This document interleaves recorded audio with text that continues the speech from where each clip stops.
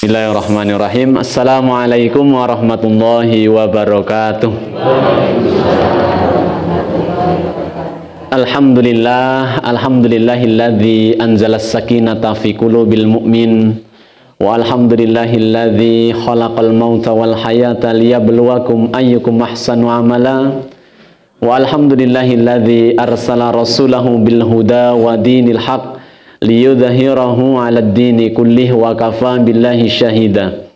Asyhadu an la ilaha illallah wa asyhadu anna Muhammadan abduhu wa rasuluhu la nabiyya ba'dah. Allahumma salli wa sallim wa barik ala Muhammad wa ala alihi wa ashabihi wa man tabi'ahum bi ihsanin ila yaumiddin.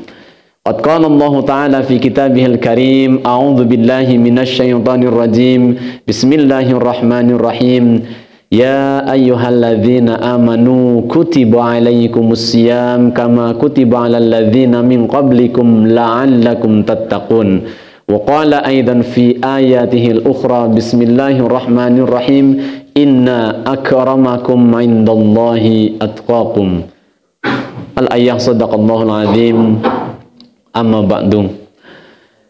Ibu bapak jamaah kuliah subuh Masjid An-Nur rahimakumullah, mari untuk mengawali kajian pada pagi hari ini kita bersama memanjatkan puji dan syukur kita kehadirat Allah Subhanahu wa taala karena atas limpahan yang beribu, berjuta bahkan bermiliar nikmat-nikmat Allah yang diberikan kepada kita. Maka di antara nikmat-nikmat yang besar adalah diberikannya kesempatan Allah kepada kita untuk bisa melaksanakan sholat subuh berjamaah. Beberapa menit yang lalu Allah beserta para malaikatnya menyaksikan kepada kita semuanya karena kita melaksanakan sholat subuh berjamaah. Hakimis sholata liduluki syamsi ila ghasakil lail wa Qur'an al-fajri inna Qur'an al-fajri kana mashhuda. Bahwa ketika kita semuanya melaksanakan sholat subuh di masjid berjamaah, maka sesungguhnya sholat subuh itu disaksikan oleh Allah dan para malaikat. Maka itu adalah nikmat yang luar biasa, apalagi ketika diawali 2 rakaat sebelumnya, di mana Rasul menyampaikan bahwa rakaataini qabla subhi khairum minad dunya wa ma fiha. 2 rakaat sebelum subuh ini lebih baik daripada dunia dan seisinya. Maka pagi hari ini saja sudah tidak bisa kita menghitung nikmat-nikmat Allah. Terlebih lagi kita melaksanakannya di bulan yang penuh berkah, bulan Ramadan, yang pagi hari ini kita masuk di hari yang kelima. Maka dengan kesyukuran ini mudah-mudahan Allah tambah nikmatnya. Paling tidak Allah berikan kesempatan dan kesehatan sampai 24 hari ke depan, sampai akhir Ramadan, sehingga kita bisa melaksanakan dan memaksimalkan setiap detik, setiap menit kita laksanakan dengan penuh ketaatan dan menjadikan puasa Ramadan ini benar-benar menjadikan diri kita berpredikat muttaqin. Salawat dan salam semoga selalu tercurah limpahkan kepada panutan kita semuanya, beliau Rasulullah Muhammad sallallahu alaihi wasallam.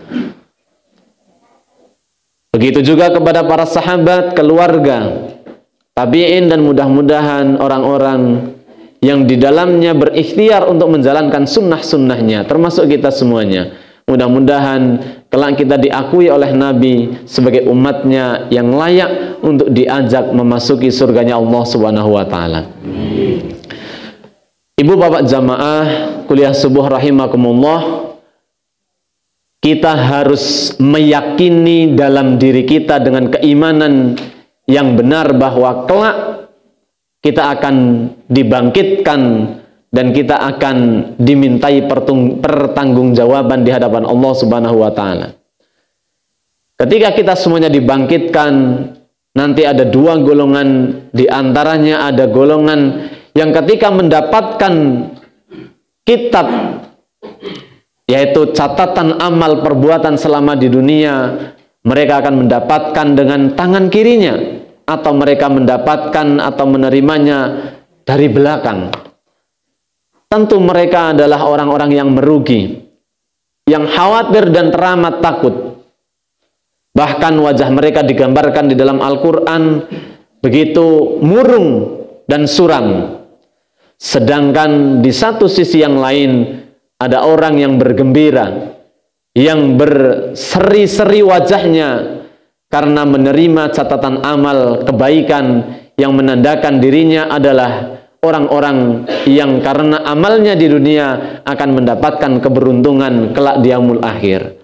Di antara keberuntungan dan kebahagiaan kelak adalah ketika ada seorang muslim diberikan izin oleh Allah untuk bertemu dan bisa menatap Allah Subhanahu wa taala tanpa adanya hijab. Dan untuk bisa mendapatkan nikmat itu kelak di yaumul akhir, salah satu di antaranya adalah waktu yang hari ini sedang kita lalui. Adalah bagaimana kita melaksanakan satu di antara rukun Islam dengan penuh keimanan, yaitu Syam Ramadan. Karena Rasulullah Muhammad SAW menegaskan di dalam sabdanya, "Lis-shaimi farhatani, farhatun 'indal fitri wa farhatun 'inda liqa'i rabbih." Bagi orang yang berpuasa baginya dua nikmat, dua kebahagiaan, yaitu yang pertama kebahagiaan ketika berbuka puasa.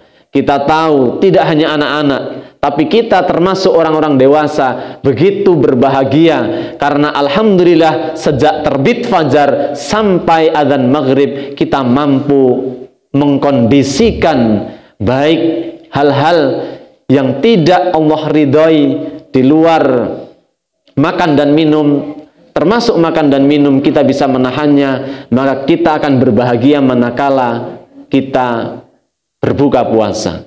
Dan kebahagiaan yang kedua adalah manakala kelak orang-orang yang berpuasa ini, yang puasanya dilandasi karena iman, mereka akan diberi balasan berupa bertemu dengan Allah Subhanahu wa taala.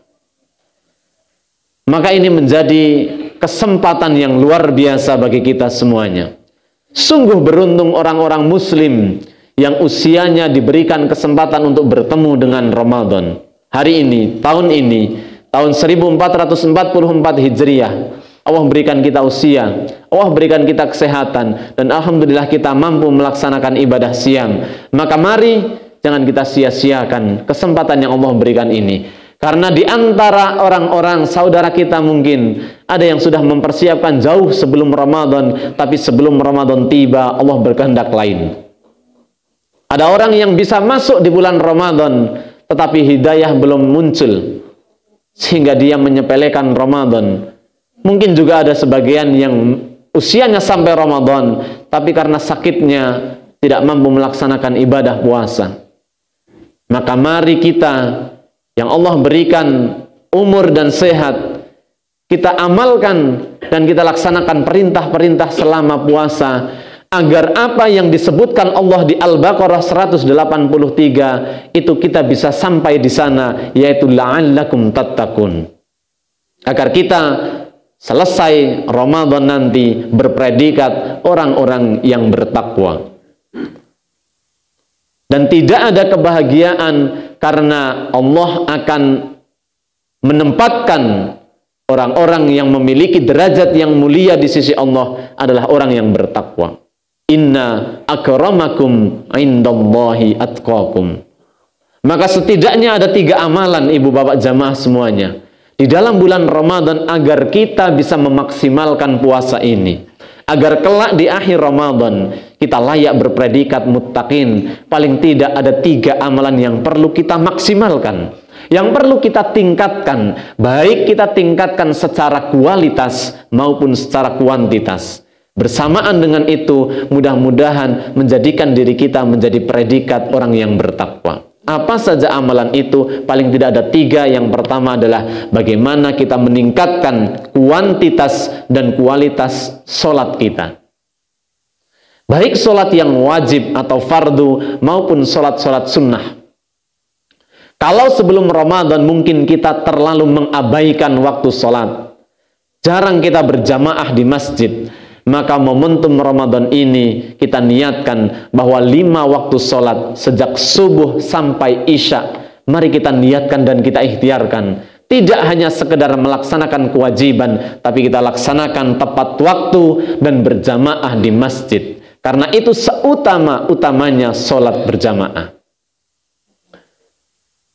Setelah sholat wajib dan fardu kita maksimalkan, maka ada sholat sunnah-sunnah yang harus kita tingkatkan kualitasnya, baik kualitas ataupun kuantitasnya. Ada sholat sunnah yang dilaksanakan di bulan Ramadan yang harus kita kejar adalah sholat sunnah rawatib, yaitu sholat sunnah yang mengiringi sholat-sholat fardu atau sholat wajib kita. Paling tidak ada 12 rakaat, yaitu 2 rakaat sebelum subuh atau biasa disebut sholat fajar, kemudian 4 rakaat sebelum zuhur, 2 rakaat sesudah zuhur, 2 rakaat lagi sesudah maghrib, dan 2 rakaat lagi sesudah isya. Total 12. Ini kita ikhtiarkan untuk menyempurnakan sholat fardu kita. Kalau kita sudah menjadikan diri ini terbiasa melaksanakan sholat sunnah rawatib, maka mudah-mudahan kelak setelah Ramadan selesai kita terbiasa mengamalkannya, terasa enteng begitu saja, sehingga ada peningkatan kualitas dalam diri kita. Selain sholat sunnah rawatib, kita bisa mengejar sholat duha, paling tidak 2 atau 4 rakaat kita kejar selama bulan Ramadan ini. Ada banyak waktu yang bisa kita sempatkan untuk menunaikan sholat duha. Kemudian berikutnya, yang mana menjadi ciri dan sangat dianjurkan di dalam bulan Ramadan adalah sholat sunnah qiyamul lail, atau biasa kita kenal dengan sholat tarawih. Sampai Nabi menyampaikan, man qama ramadana imanan wahtisaban ghufira lahu ma taqaddama min dambi. Siapa di antara kita yang mampu menghidupkan malam-malam bulan Ramadan dengan berdiri mendirikan sholat dengan penuh keimanan, dengan landasan iman dan pengharapan kepada Allah, maka Allah akan memberikan balasan berupa ampunan bagi setiap dosa yang pernah kita lakukan. Karena kita ketahui dan kita sadar bahwa hidup kita ini bergelimang dengan dosa. Panca indera kita, tangan, kaki kita, bahkan hati dan pikiran kita sering sekali menabung dosa selama ini. Maka ketika kita menyadari akan banyaknya dosa, mari kita manfaatkan sebaik mungkin momentum Ramadan ini dengan menghidupkan malamnya. Kita hadir ke masjid, kita melaksanakan sholat tarawih dengan penuh keimanan. Maka mudah-mudahan ketika nanti selesai Ramadan, benar-benar di tanggal 1 Syawal, kita itu seperti seorang bayi yang baru dilahirkan, yaitu bayi yang fitri, yang suci. Kenapa? Karena malamnya selalu menghidupkan dengan sholat tarawih, sehingga Allah mengampuni setiap dosa-dosanya. Maka mari, secapek apapun fisik kita, sengantuk apapun mata kita, jangan sampai kita meninggalkan sholat tarawih sekalipun hukumnya adalah sunnah. Tetapi ketika melihat tawaran pahala yang Allah berikan kepada kita, maka sungguh menyesal nanti orang yang melewati Ramadan tetapi dia tidak diampuni dosa-dosanya. Bahkan disebutkan dalam sabda Nabi yang sahih, merugi orang ada 3 di antaranya, yang itu adalah orang yang ketika diberi kesempatan Ramadan sampai Ramadan selesai tidak diampuni dosa-dosanya. Maka itu adalah serugi-ruginya manusia. Ibu bapak jamaah semuanya, itu adalah amalan sholat yang harus kita tingkatkan. Yang kedua yang harus kita tingkatkan di dalam bulan Ramadan ini adalah interaksi kita dengan Al-Quran. Jamaah ibu bapak yang dirahmati Allah, kalau kita menyadari bahwa Al-Quran bukan hanya sekedar bacaan, kita bisa berinteraksi dengan Al-Quran dengan 3 cara. Qiraatil Quran atau membaca Al-Quran. Paling tidak kita niatkan dalam diri kita 1 bulan Ramadan ini kita khatam 1 kali membaca Al-Quran. Ada 30 juz. Kita target bahwa sampai nanti selesai paling tidak kita sekali khatam. Ada upaya, ada niat di sana. Atau kita memilih yang kedua, yaitu kita mentadabburi Al-Quran, mengkaji isi-isi Al-Quran. Minimal 1 ayat 1 hari. Dari ayat itu apa maksud Allah, kenapa ayat itu turun, dan berupaya kita mengamalkannya. Dan yang ketiga, ada cara yang ketiga adalah tahfidzul Quran, atau menghafalkan. Sekalipun hanya beberapa ayat, tidak menjadi soal, tapi mudah-mudahan itu menjadi sebab atau hujjah ketika nanti kita di hadapan Allah, bahwa betul-betul kita berinteraksi dengan Al-Quran itu tidak main-main. Seorang yang berwisata untuk pergi ke satu tempat, yang tempat itu pertama kali dia tuju, saya yakin pasti akan membawa petunjuk di tempat itu. Mana tempat wisata yang bagus, lewat jalur mana, apa saja yang perlu dibutuhkan dan dibawa, bekal apa yang perlu dibawa. Padahal hanya beberapa hari. Sedangkan hidup kita yang tidak selesai di dunia, ada kehidupan yang lebih panjang dan abadi. Mana mungkin kita tidak membawa bekal dan tidak membaca petunjuk. Syahrul Ramadan alladzi unzila fihil Qur'an. Bulan Ramadan di dalamnya diturunkan Al-Qur'an, yang mana adalah hudal linnas, petunjuk bagi manusia. Maka kita cek dalam hidup kita. Sebelum Ramadan ini kita cek berapa sering kita berinteraksi dengan Al-Qur'an, berapa sering kita membacanya, seberapa sering kita mengkaji, menghafal. Sudahkah ada 10% dari Al-Quran yang kita baca, yang kita pelajari, dan kita amalkan? Sudahkah ada 20%? Sudahkah ada setengahnya? Atau sudahkah seluruhnya? Jika kita dapati interaksi kita dengan Al-Quran adalah sangat minimal, maka bagaimana kita akan sukses untuk mencapai tujuan kita, yaitu ridhonya Allah Subhanahu wa Ta'ala? Cita-cita kita begitu panjang, cita-cita begitu besar, yaitu mendapatkan surganya Allah, selamat di akhirat, selamat di kubur. Tetapi interaksi kita dengan Al-Quran sangat minimal. Maka momentum Ramadan ini kita bangun kembali, bahwa Al-Quran harus menjadi teman yang paling dekat dalam hidup kita, lebih dekat dari apapun. Sehingga kelak ketika kita meninggal, kita dimasukkan dari liang kubur, tidak ada yang menemani kita. Sesetia-setianya saudara, pasangan, keluarga, anak, orang tua, tidak ada yang mau menemani. Dan teman paling setia adalah Al-Quran. Maka bagaimana interaksi kita dengan Al-Quran, maka begitu pula selaras nasib kita nanti di alam kubur. Maka mari Ramadan ini menjadi momentum bagi kita untuk terus berinteraksi dengan Al-Quran. Jika belum sempat membaca, kita mendengar bacaan Al-Quran, maka dengarkan, maka kita akan mendapatkan pahala dan keberkahan. Wa idza quri'al Qur'an fastami'u lahu. Maka dengarkan. Ada kesempatan sedikit kita baca.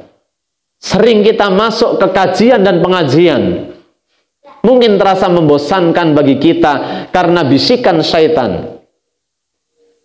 Karena setan selalu membisikkan, ya'idukumul faqra wal fahsya'i wal munkar. Setan akan selalu membisikkan hal-hal yang berkaitan dengan fahsya dan kemungkaran. Tapi mari kita lawan hawa nafsu itu, sehingga kita benar-benar layak oleh Allah, dimasukkan oleh Allah Subhanahu wa Ta'ala menjadi predikat orang yang bertakwa. Dan yang terakhir para jamaah semuanya, amalan yang ketiga adalah kita memperbanyak infak dan sedekah kita di bulan Ramadan. Tentu kita semuanya sudah sering berinfak dan bersedekah. Tapi yang perlu kita tingkatkan di sini tidak hanya sekedar kuantitas, tapi kualitasnya juga harus kita tingkatkan. Ada target di bulan Ramadan yang harus kita pasang dan harus kita kejar. Paling tidak sebelum Ramadan tiba atau awal-awal Ramadan, dan ini masih awal Ramadan, mari kita sebut dan kita sisihkan harta kita. Kalau dulu kita menginfakkan harta kita, kita tingkatkan. Dan kita target sampai akhir Ramadan berapa harta kita. Apa menjadi arti ketika 11 bulan yang lalu sepenuh tenaga, sepenuh pikiran kita mencari rizki Allah, kita kumpulkan. Maka ini momentum kita untuk menjadikan harta atau sebagian dari harta kita untuk menjadi saksi, untuk menjadi sebab masuknya kita kepada surganya Allah. Dengan cara apa? Menginfakkan hartanya. Kepada siapa kita infakkan? Kita cek Al-Quran mengajarkan kepada siapa prioritas kita untuk infak. Yang pertama adalah kedua orang tua kita, wal aqrabin, dan kerabat-kerabat terdekat kita. Kita cek, karena banyak di antara muslimin yang menginfakkan hartanya jauh ke sana kemari, tetapi lupa bahwa di antara orang-orang terdekat, orang tua, saudara, famili, tetangga, sahabat mungkin, cek terlebih dahulu. Karena Al-Quran sudah mengajarkan siapa terlebih dahulu. Dan kemudian Al-Quran pun memberikan petunjuk kepada kita bahwa yang kita sedekahkan mimma tuhibbun, yaitu harta yang kita cintai. Di antara 2.000, 5.000, 10.000, 20.000 dan seterusnya, mana yang paling kita cintai, maka itu yang kita infakkan. Kalau terasa berat, minimal di bulan Ramadan ini. Karena itu sesungguhnya akan kembali kepada kita. Jika kita masih ragu, maka kita cek bahwa Al-Quran menyebutkan ada orang yang di sakaratul mautnya meminta penundaan waktu. Laula ahortani ila ajalin qarib fa asaddaqu wa akum minas solihin. Wahai Rabb, berilah aku penundaan sedikit waktu saja dari kematian ini, fa asaddaqu wa akum minas solihin.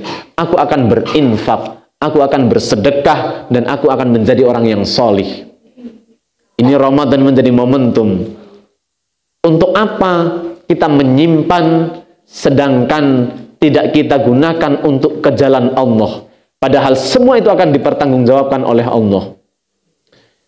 Kalau kita pergi ke pasar, kita pergi ke mall, kita pergi ke tempat wisata, serasa tidak eman-eman, cara bahasa Wonosobone, ratusan ribu jutaan rupiah kita keluarkan, tidak ada rasa penyesalan atau eman-eman.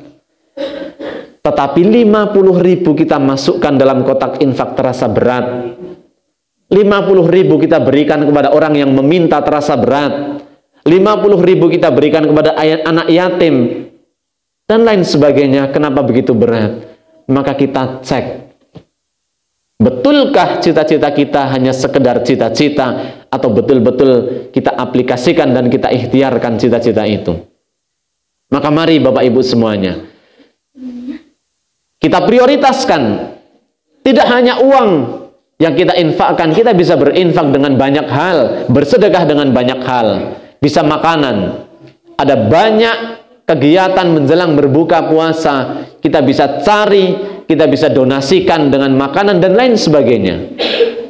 Bersedekah juga bisa dengan berbuat baik kepada pasangan, kepada anak-anak, kepada orang tua, kepada tetangga, sahabat, rekan kerja dan lain sebagainya. Karena perbuatan baik itu adalah sedekah.